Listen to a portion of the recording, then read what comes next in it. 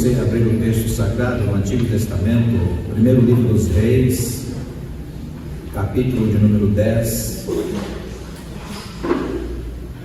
leitura do verso 1, seguindo até o também número 10. Primeiro livro dos Reis, no capítulo 10, versos 1 ao 10.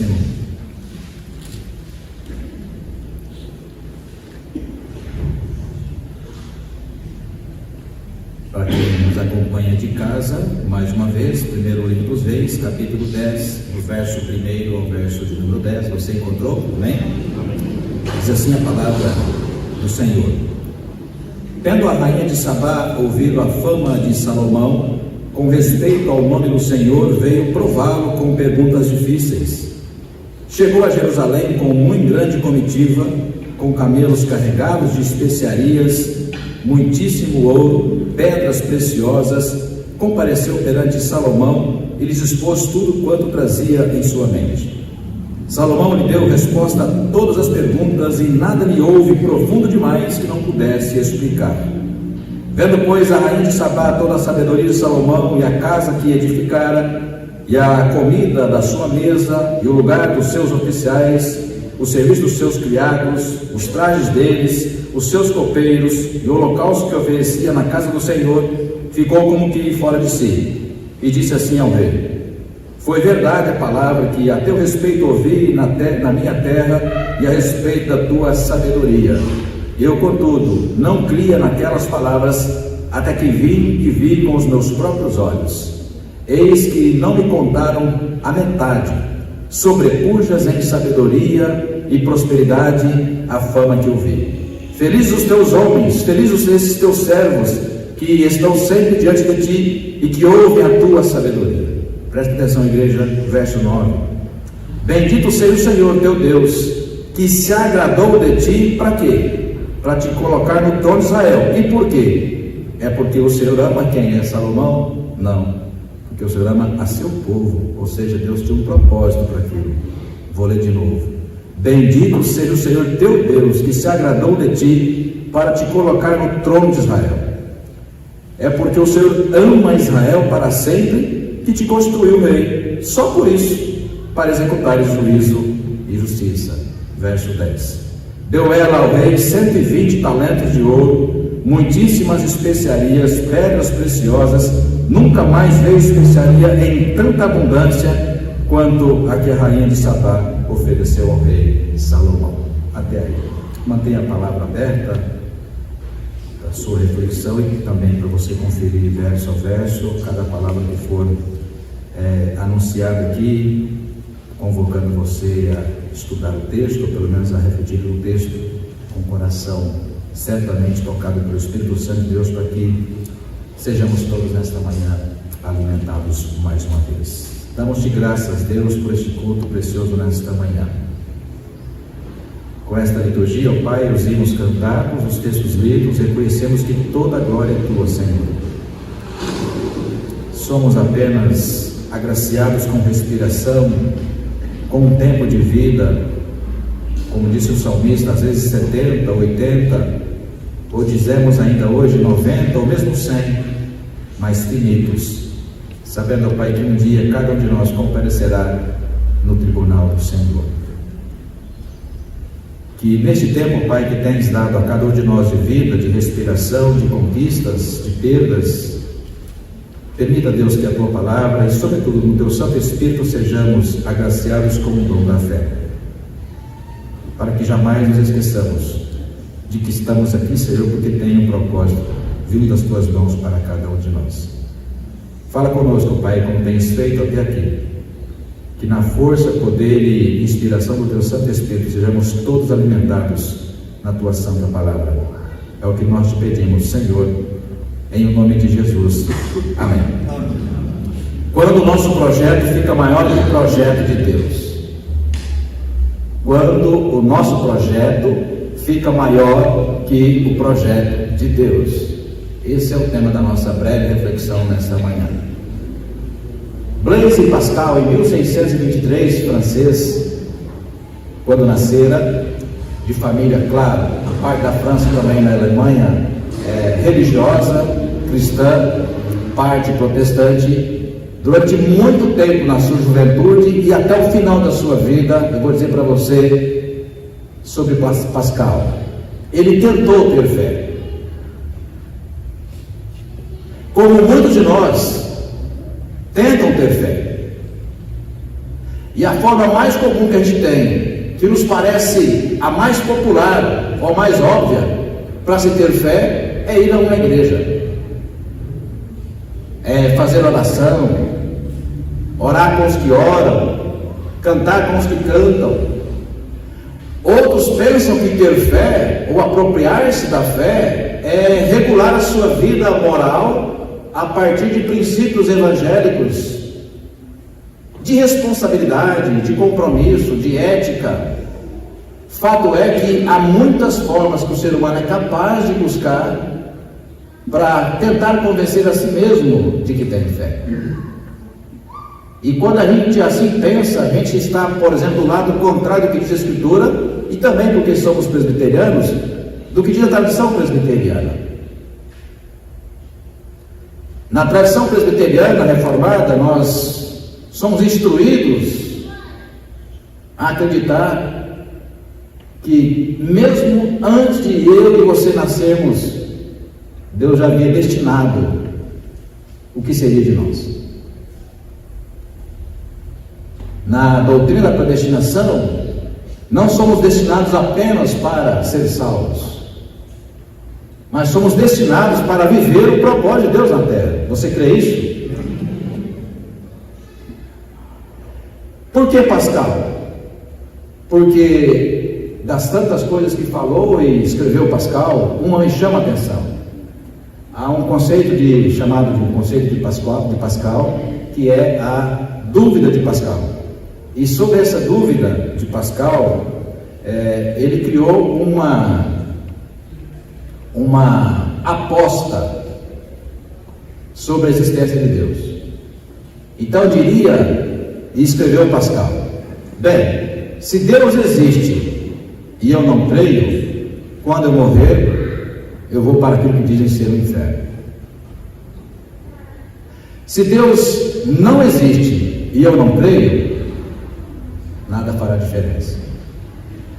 Agora, se Deus existe e eu creio, no final eu vou ver a sua glória. Ele diz, para completar a aposta de Pascal: ocorre que eu não consigo crer. E quem não consegue crer, tão somente está entre aqueles e aquelas que na história humana, a Bíblia vai dizer que não receberam o dom da fé. E Paulo, na sua carta aos Efésios, no capítulo 2, versículo 8, inclusive lido já nesta manhã, diz que a fé é dom de Deus, e exatamente para que a gente não infla o peito achando que os méritos são nossos. Por que méritos? Porque a gente conseguiu, de forma totalmente humana, moldar a nossa vida a partir de princípios evangélicos, bíblicos. Porque com os nossos méritos a gente aprendeu a cantar com os crentes, a gente aprendeu a orar com os crentes, e a gente aprendeu a conviver na igreja ou nas igrejas com os crentes. Nada disso tem a ver com a fé, porque a fé mesmo é aquela que no último dia, quando Deus te chamar, você verá, diferente de Pascal, você verá de fato o que é crer absolutamente no Senhor. Por que isso? Por conta da experiência que nós aprendemos no texto bíblico sobre a vida de Salomão, e que muitas vezes a igreja, de parte a parte, pode parecer ser a nossa, ou parecer com a nossa. Neste último dia do ano, não sei como você está terminando, e também não sei o que você planejou lá em janeiro. O Brasil é bastante religioso, místico até. Por exemplo, se você entra numa loja nessas últimas semanas do mês de dezembro, a cor mais comum que você vai encontrar é a branca. Aqui na região litorânea, pertinho de nós, no estado de São Paulo, litoral sul, não sei se você vai, ou certamente já foi outras vezes, vai na praia no dia 31, ali depois das 10h30, 11 horas, para você ver o que vai acontecer.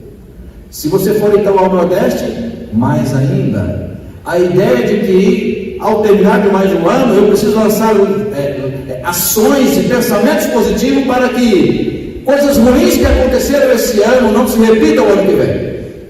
Que coisas boas que aconteceram esse ano continuem a se repetir o ano que vem.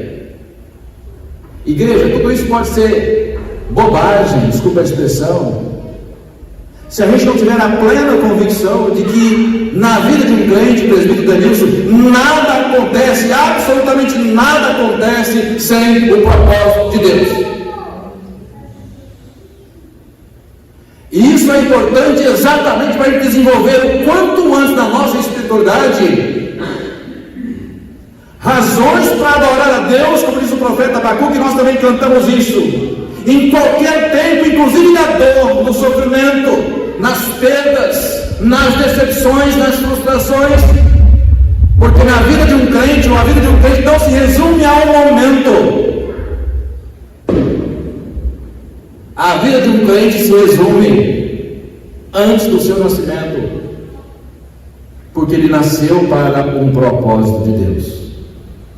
E por isso não importa quantos anos você vai viver, se 15, 20, 40, 60, 90, 100, 110, ou no meu caso 250. Viva para a glória de Deus. E sim, Érico, essa frase que você gosta tanto e eu também. Não queira nada que Deus não queira para a sua vida. Não abra mão de nada que Deus não tem para você, ou que Deus tem para você.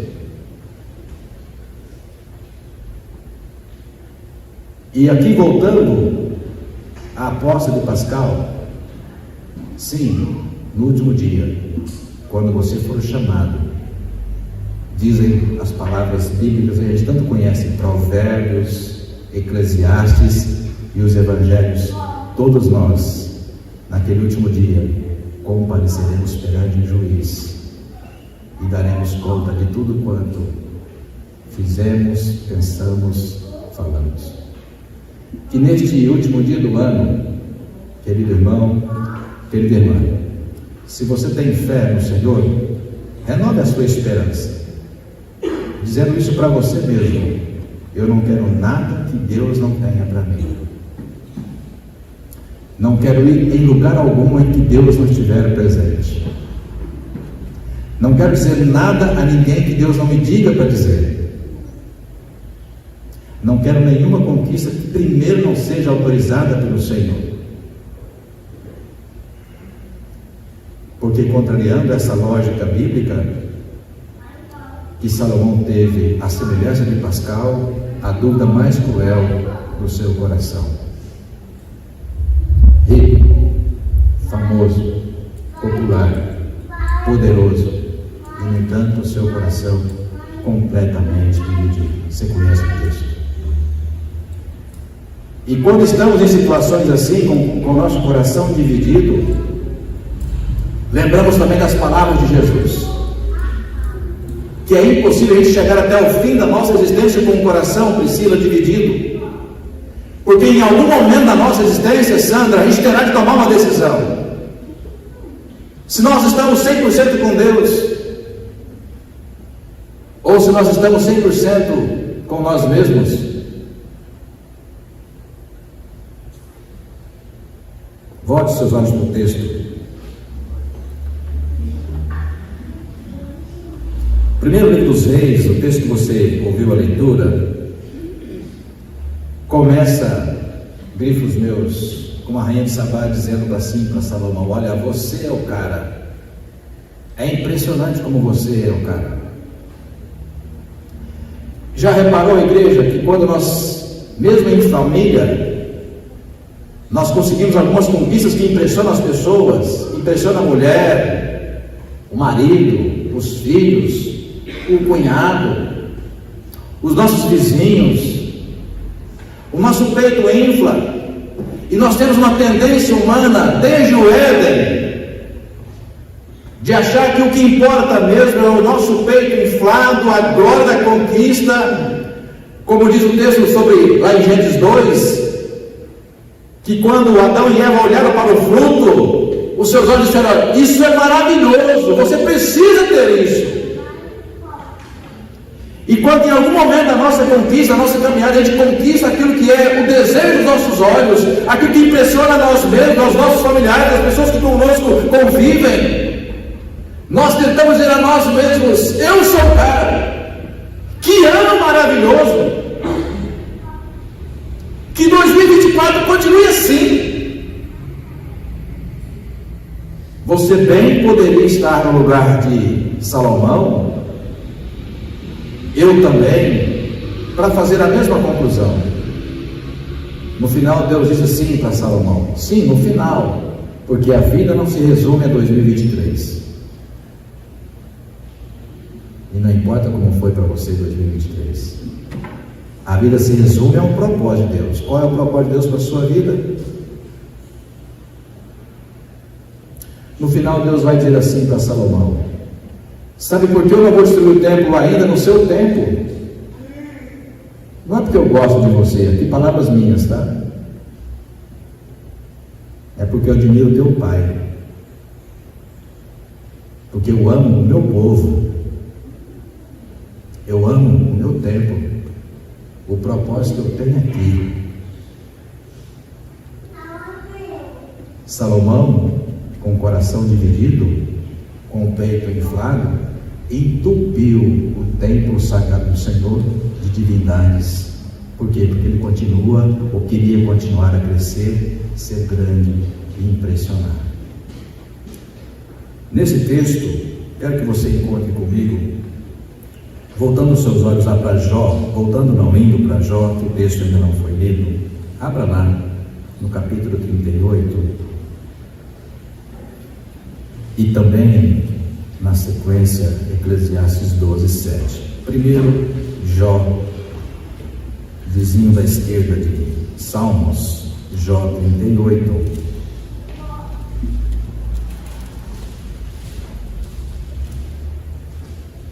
Às vezes, determinados momentos da nossa vida, a gente acha que merece tudo de Deus. E pastor, por que a gente acha isso? Porque você tem regulado a sua vida de acordo com o princípio moral da Escritura. Você, no seu olhar limitado, e todos nós temos olhares limitados, você acha: eu sou um bom marido, eu sou um bom funcionário, eu sou um bom pai, eu sou um bom vizinho. E convencido disso, você e eu queremos, em algum momento da nossa vida, dar carteirada em Deus. Sabe o que é dar carteirada no Brasil, por exemplo? Imagine um policial federal que cometeu uma falta de trânsito, uma falta no trânsito, e aí o policial, ou mesmo o agente de trânsito, para e vai tirar ali o talão de multas e começa a autuar. E aí o policial federal pega a carteira, tipo Brasil Colônia, né? Vocês sabem quem eu sou? Às vezes nós queremos dar carteirada em Deus, porque a gente, ao nosso olhar ainda que pecaminoso, a gente se julga assim: esse bom marido, esse bom pai, bom vizinho, bom trabalhador, bom cidadão, e diz assim para Deus: olha, eu não mereço isso, eu rejeito isso, eu não quero isso. E quando a gente age assim, a gente age semelhante a Pascal, que tentou ter fé, mas no final da vida vai descobrir que a fé não é um mérito, a fé é um dom. E por que é importante a gente aprender isso o quanto antes? Porque é somente com a fé, que é dom de Deus, que a gente vai aprender a glorificar a Deus nos tempos de choro, de perdas, de fracassos. Por isso, se você chegou aqui nesta manhã, neste último dia do ano, talvez pensando que você acumulou neste ano alguns fracassos, algumas perdas, Talvez Deus esteja dizendo para você nessa manhã: sabe qual foi o maior dom que você já conquistou, não por mérito, mas pela graça de Cristo? Ter fé em mim. Porque a sua vida não se resume aqui. Em algum momento Deus vai te chamar. E se você foi agraciado, não por méritos seus, mas pela graça de Deus, com o dom da fé, você vai ouvir a palavra de Jesus: vinde bendito de meu Pai, recebei por herança o Rei de Deus que vos está preparado desde a fundação dos tempos. Igreja, não perca isso do seu horizonte. Por maior que seja a conquista que você teve esse ano, ou ao longo da sua vida, e essa conquista, geralmente num país como esse, num mundo como esse, é conquista material. Aliás, antes de ler Jó, vamos ler um texto que já foi lido nesta manhã, lá do Salmo. Acho já para você.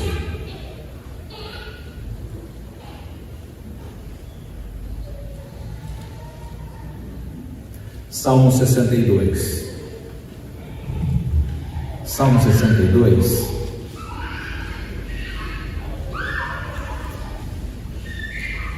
Veja só, nós ouvimos a leitura do Salmo 62, sobretudo repetir para você do verso 10 em diante. Não confieis naquilo que extorquis, nem vos vanglorieis na rapina. Se as vossas riquezas prosperam, não ponhais nelas o coração. Eu sou o cara.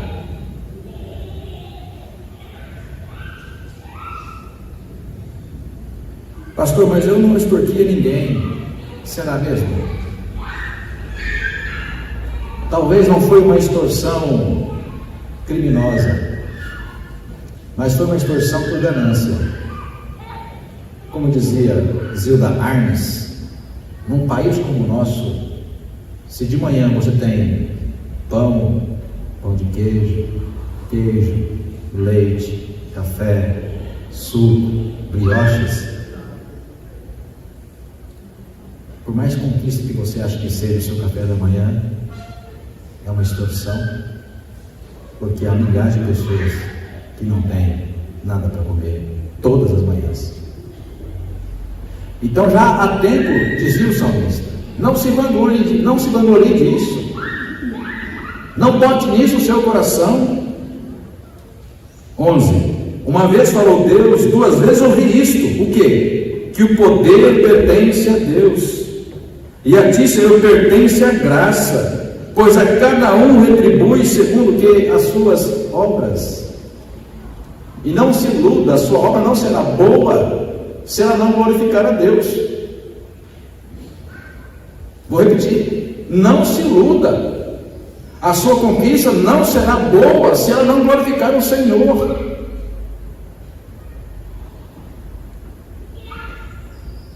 Porque senão, a semelhança de Salomão, as nossas conquistas pregarão contra nós.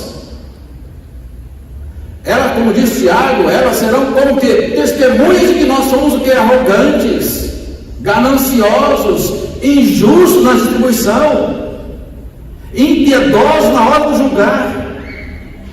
É quando o nosso projeto pessoal fica maior que o projeto de Deus.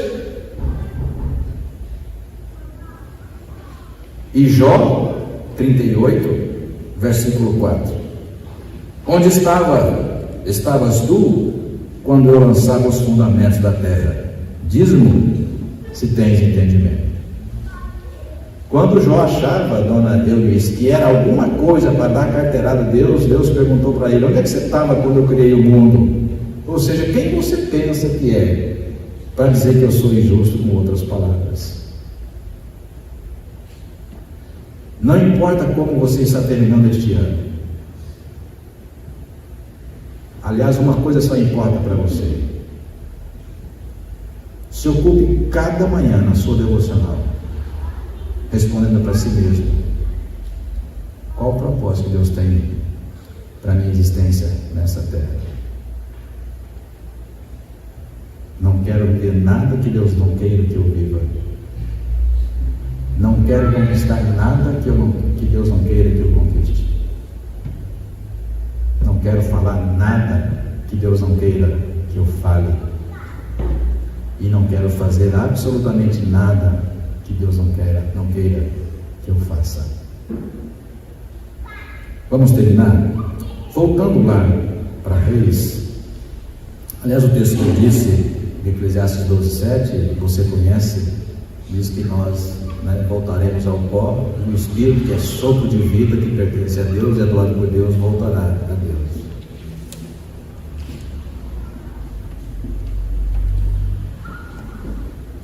Veja comigo no capítulo 10, do texto que nós lemos, quando a rainha começa a enaltecer as glórias de Salomão.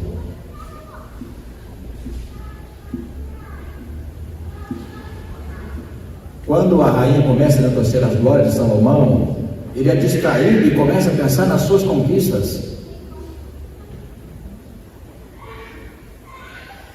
E quando a gente começa a ser elogiada, igreja, por nossas conquistas, e quase sempre materiais, a gente vive a síndrome de Salomão. E que síndrome, Ibrahim, é esta? De esquecer qual é o propósito que Deus nos colocou nesse mundo. Porque é, Leila, que Deus ainda te permite respirar nesta manhã. Porque é, Edmilson, que Deus te permite estar aqui.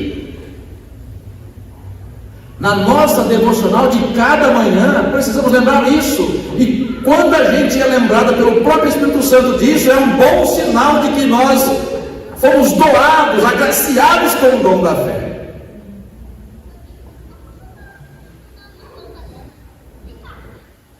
Salomão, diante das conquistas humanas, das glórias, esquece, por exemplo, do que Deus disse a ele lá no começo.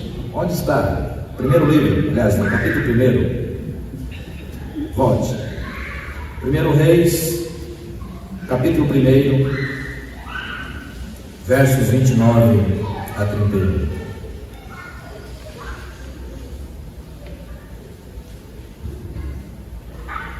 Vou começar lendo o verso 28. 1 Reis, capítulo 1. Então jurou o rei e disse: tão certo como vive o Senhor, que remiu a minha alma de toda angústia, farei no dia de hoje, como te jurei pelo Senhor Deus de Israel, dizendo: teu filho Salomão reinará depois de mim, e se assentará no meu trono, em meu lugar. Então Batseba se inclinou e se prostrou com o rosto em terra diante do rei, e disse: viva o rei Davi, meu senhor, para sempre. Ou seja, Salomão nem era para ser rei. Deus foi generoso com Salomão. Para o lugar de Salomão deveria reinar Adonias, o primogênito de Davi. E na generosidade de Deus, permitiu que Salomão fosse rei. E no começo, no capítulo 9, naquela belíssima oração, dona Débora, de Salomão, pedindo sabedoria, pedindo humildade, ele tenta ser um bom crente, ele começa bem,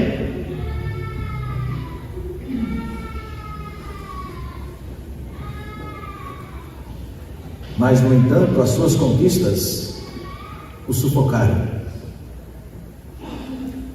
O seu projeto, igreja, ou o projeto de Salomão, ficou maior coisa do que o de Deus.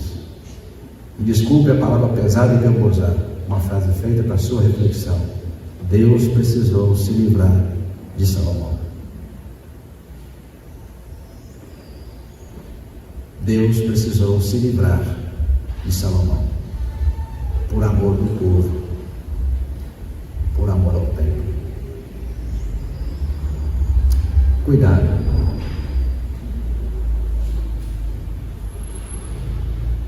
Cuidado com as suas conquistas, com seus méritos, com a sua vida de responsabilidade, com a sua vida moral. Tudo isso, socialmente falando, é para o seu bem. Mas o cuidado é para a frase que eu vou dizer agora. Nunca use isso para dar carteirada em Deus. Talvez você corra o risco de ouvir a mesma frase que Deus disse a Jó: onde é que você estava quando eu criei o mundo? Onde é que você estava quando eu estava remindo o meu povo na cruz com meu filho encarnado? Pense, você não é o cara. Por maiores que sejam as suas conquistas, você não é o cara. Viva para a glória de Deus. Viva para a glória de Deus. Vamos repetir juntos? Não queira viver nada que Deus não quer que você viva. Não queira conquistar absolutamente nada que Deus não quer que você conquiste. Não fale nada que Deus não quer que você fale. Porque vivendo assim, talvez, contrariando a Salomão e a Blaise Pascal, você perceberá que Deus te doou o dom da fé. E é com esta mesma que você irá até o fim, não importa a situação, em qualquer situação. Pastor, talvez tenha sido meu pior ano. E você vai lembrar da palavra e vai dizer: não, foi o meu melhor ano. Sabe por quê? Porque eu não conquistei nada que Deus não quisesse que eu conquistasse. Se eu não conquistei nada, Deus não tinha esse propósito para mim. Mas se você chegou até aqui há poucas horas de 2024 e o seu coração aquecido, você dizendo: sim, Jesus é meu Salvador, lembre sempre disso, né? Você é mais do que vencedor. Por quê? Porque em Cristo Jesus. Deus assim, irmãos e irmãs, nos abençoe hoje e sempre, em nome de Jesus. Amém.